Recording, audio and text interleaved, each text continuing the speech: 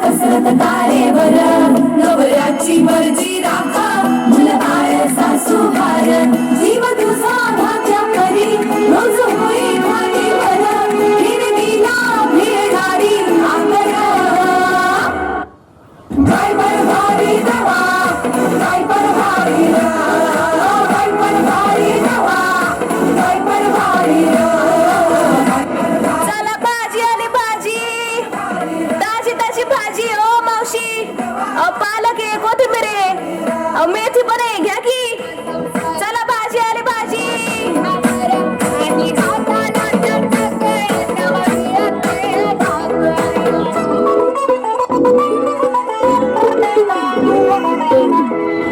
अरे बापरे 7:30 वाजलेत मला लवकर आवरून निघायला हवं. चिंटू अरे चिंटू किचन मध्ये जेवण तयार करून ठेवलंय वेळेवर जेवण करून घे. बाई ग फार उशीर झालाय लवकर पोहोचायला हवं. दुर्गे दुर्घट बारी तुझविन संसारी अनाथ नाते अंबे करुणा विस्तारी वारी वारी जन्म मरणाते वारी. अगे चहा झाला का नाही? ही बाई ना कोणतंच काम वेळेवरच नसतं हिचं. अगे चल ना लवकर. हा आले आले आले. हा तुला काय अक्कल बिक्कल आहे का? इथं माणसाला उशीर झालाय आणि तुझं काय चाललंय का? अहो चहा उकळायला थोडा वेळ लागतो का नाही? काय म्हणाली? तोंड वर करून बोलायचं नाही, नाहीतर कान पटत जाळ काढीन. चल निघ.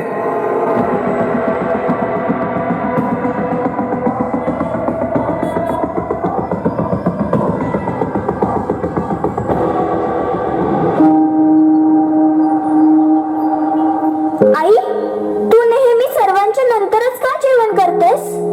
अगं असंच असतं घरातल्या सगळ्या माणसांचं जेवण झाल्यावर मगच बाया माणसांनी जेवायचं असतंय. म्हणजे जी सगळ्यांसाठी जेवण बनवते तिनेच सगळ्यांच्या नंतर जेवायचं असतं का? एक विचारू आई, बाबा रोज देवीची पूजा करतात, ती पण एक स्त्रीच आहे ना? आणि तू पण स्त्री आणि मी पण एक स्त्रीच आहे.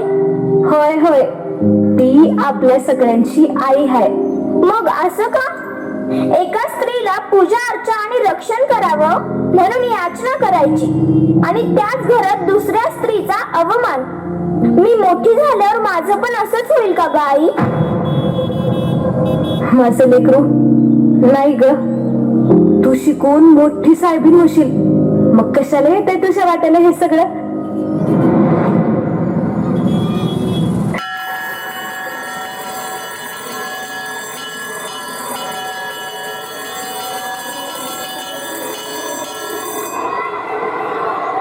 तर मुलांनो मला एक सांगा, प्रत्येकाच्या शरीराचे काही प्रायव्हेट पार्ट असतात बरोबर ना? तर मला सांगा आपल्या शरीराच्या कोणत्याही एका भागाला एखाद्या व्यक्तीनं एखाद्या अंकलनं किंवा दादानं स्पर्श केला तर ते गुड आहे की बॅड हे कसं ओळखायचं? डोक्याला हात लावला तर गुड टच. आपल्याला आशीर्वाद देताना डोक्याला हात लावतात ना तसे. एखाद्याने आपल्या पाठीला हात लावला म्हणजे जसं शब्दास्की देताना हात लावतात ना तर तो असतो गुड टच. एखाद्याने आपला हात पकडला जसं की आई बाबा चालताना पकडतात ना तसा तर तो असतो गुड टच. पण मम्मी अंघोळ घालताना सोडून इतर व्यक्तीने जर आपल्या शरीराच्या इतर भागाला स्पर्श केला जसं की छाती, पोट, कंबर आणि प्रायव्हेट पार्ट्स तर तो असतो बॅड टच. मग तुम्ही काय करणार? लगेच मॅडमला सांगणार किंवा मम्मी पप्पांना सांगणार. काय सांगणार? ते अंकल तो दादा बॅड आहे. शाबास. हो मॅडम, नको नको हे असलं काय बी वाईट साईट नका शिकू आमच्या पोरेला. अहो पण अजून शिकवून झालेलं नाहीये, अजून वेळ आहे शाळा सुटायला.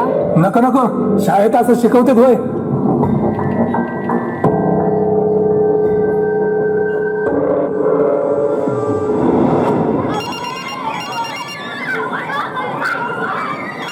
बाळा कालच्या फुटबॉल मॅच मध्ये खूप सुंदर खेळलीस बरं का तू.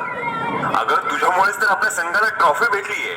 अशीच खेळत राहिलीस ना तर एक दिवस नक्की आपल्या भारतासाठी खेळशील आणि भारताचं नाव जगात मोठं करशील. असं नाही हो सर, तुम्ही इतकं छान शिकवता ना म्हणून तर आम्हाला खेळता येतं. खरं तर हे श्रेय तुमचं आहे. बरं ऐक, 15 तारखेला परत मॅच आहे आपली. छान तयारी कर, संघाला तुझी गरज आहे. बर चल, ठेवू मी. बाय. बस झालं बरं का आता हे फुटबॉल. आता लहान नाही राहिलीस तू. लग्नाचं वय झालंय तुझं. बाबा, पण मला फुटबॉल प्लेअर बनायचंय हो. एक दिवस ना तुमच्या सोबतच आपल्या कुटुंबाचं आणि आपल्या देशाचं नाव मोठं करायचंय मला. एकदा नाही सांगितलेलं समजत नाही का तुला? बाहेर 4 माणसं चर्चा करतात, माहित आहे का तुला? हे सगळे नाटकं आता बंद व्हायला हवेत. नको ती मॅच बीच काही.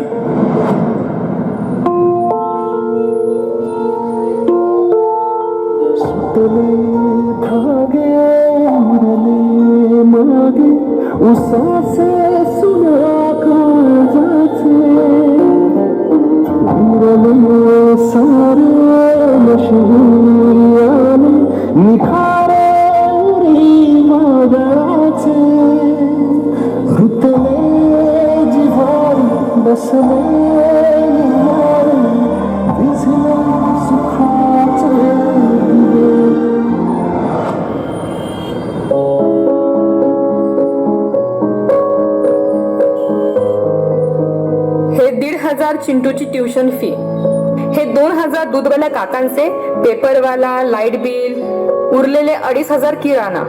अरे चा, महिनाभर शाळेत यायला जायला पैसे. काही हरकत नाही, पायी जाईल, जवळ तर आहे.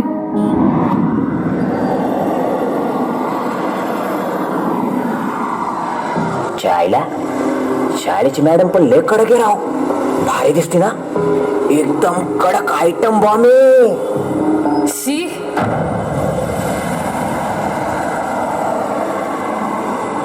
ए बाळा, धर इकडे. अर्धर चॉकलेट धर ना. अरे चल इकडे, अर्धर चॉकलेट धर, मस्त एकदम. अय्या, चॉकलेट? कुठे चाललात तुम्ही मला घेऊन? कोण आहात तुम्ही? हेल्प मी, वाचवा, वाचवा. कुठे चाललात तुम्ही मला घेऊन? वाचवा, वाचवा.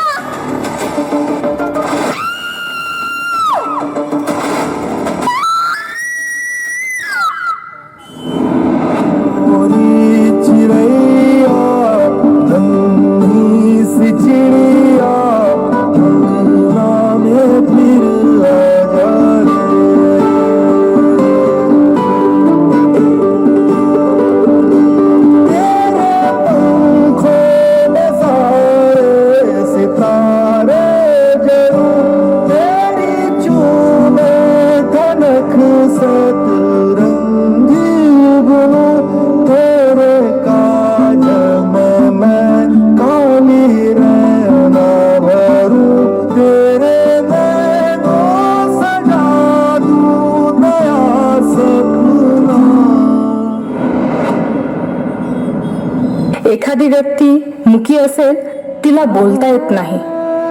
एखादी व्यक्ती बहिरी असेल तर त्याला ऐकू येत नाही.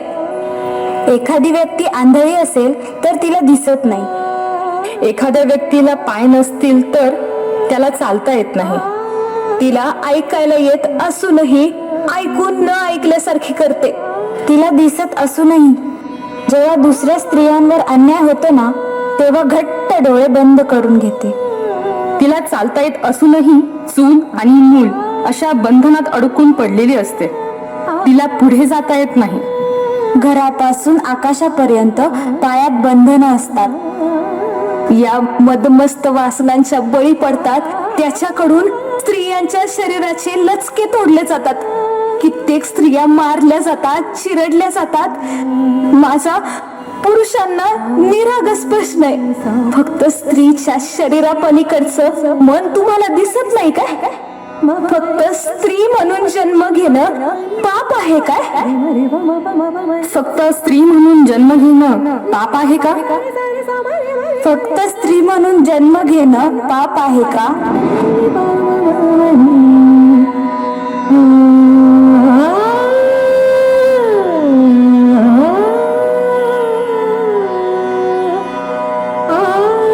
मुलींनो, जरा जपूनच जन्माला या.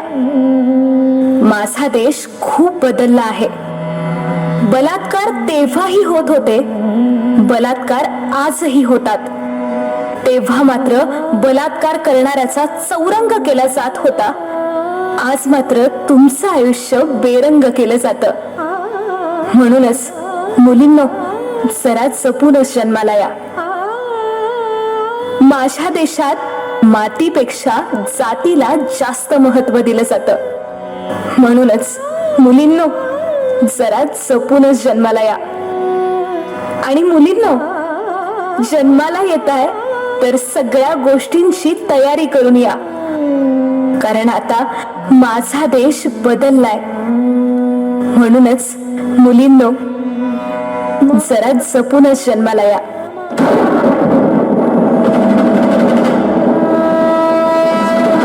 ज्या देशात तिची पूजा केली जाते, नवरात्रीत रथामध्ये बसून मिरवणूक काढली जाते, आई आई म्हणून हाक मारली जाते, रक्षा करावी म्हणून याचना केली जाते, आणि त्याच देशात स्त्रियांची अशी अवस्था, अगदी तान्ह्या बाळापासून तर वृद्ध मातेपर्यंत कोणीही सुरक्षित नाहीये. त्यांची नग्न दिंड काढली जाते. तुमच्या मनासारखं होत नाही म्हणून कुठे तिला मारलं जातं, कापलं जातं, तिचा जीव घेतला जातो. तिला तिच्या हक्कापासून आणि अधिकारांपासून वंचित ठेवलं जातं. तिला बंधनात अडकवलं जातं. स्त्री रूपाचा केलेला अपमान हा साक्षात माझाच अपमान आहे. त्यांची केलेली अवहेलना ही साक्षात माझीच अवहेलना आहे. पण स्त्री रूपात जन्माला आलेल्या माझ्या बालिकांनो, तुम्ही हे विसरू नका. तुम्ही दुर्गा आणि कालिकेचा पण स्वरूप आहात. तुम्ही स्वतःची रक्षा स्वतः करू शकता. उठा आणि आपला स्वाभिमान जपा.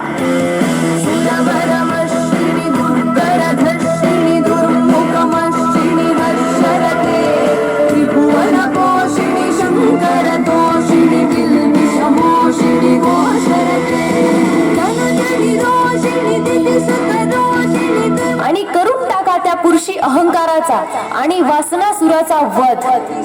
उठा मुलींनो, उठा.